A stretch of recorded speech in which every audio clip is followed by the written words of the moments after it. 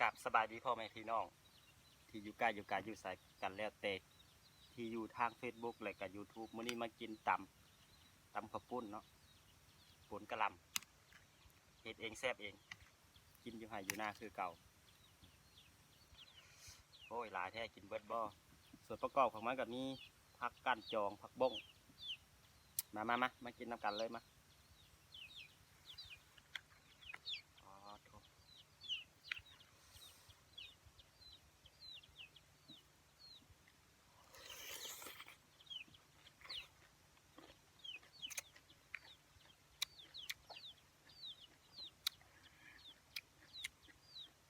ผักก้านจอง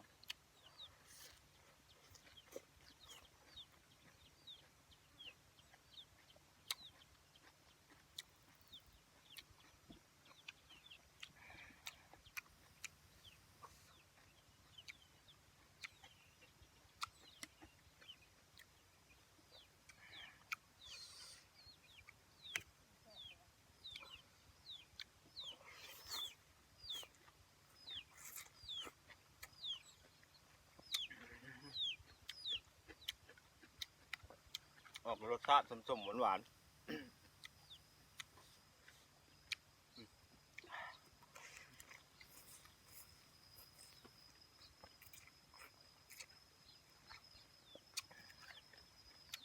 บ้ง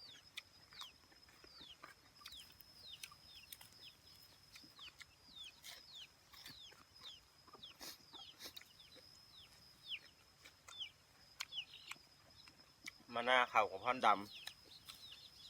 มันไม่เวียกเถอะก็เลยจัดตำขึ้นมาหมักนาว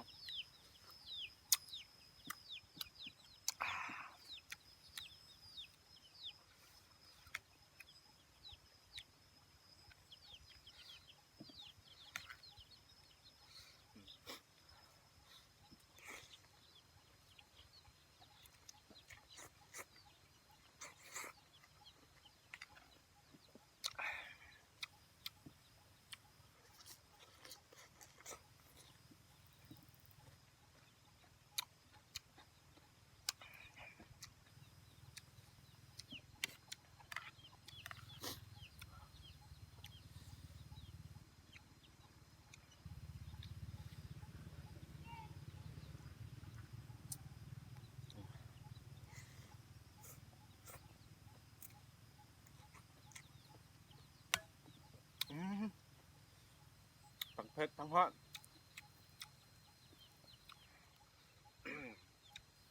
พักก็อยู่ในสวนล่ะ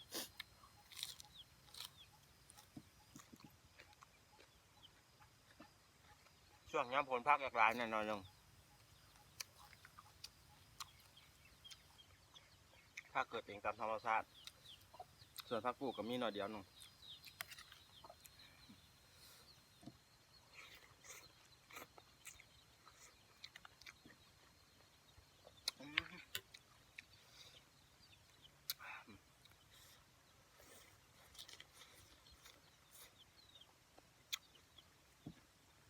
ผักกระจองลวก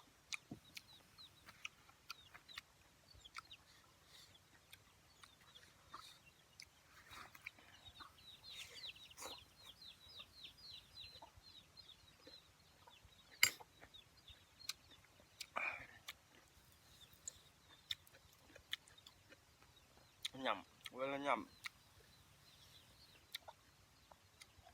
หัวกะหล่ำบวกกับสดกับปุ่นเข้าไปยำเวลายำอย่างกึดเ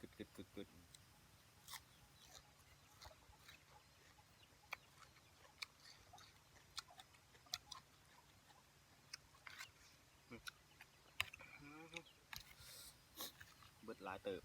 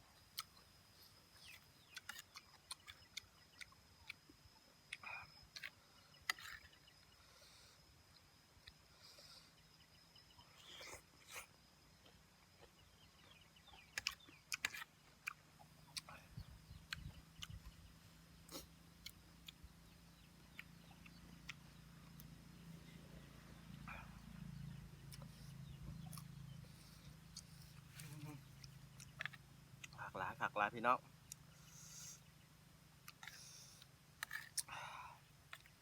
เบิร์ด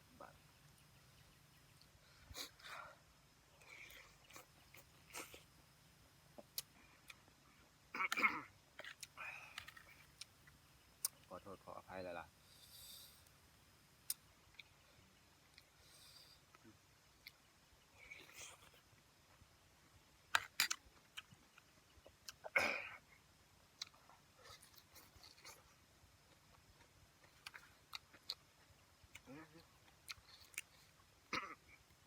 ซิสู้กับดราม่าน้ำเสือนี่ละเสร็จก็ได้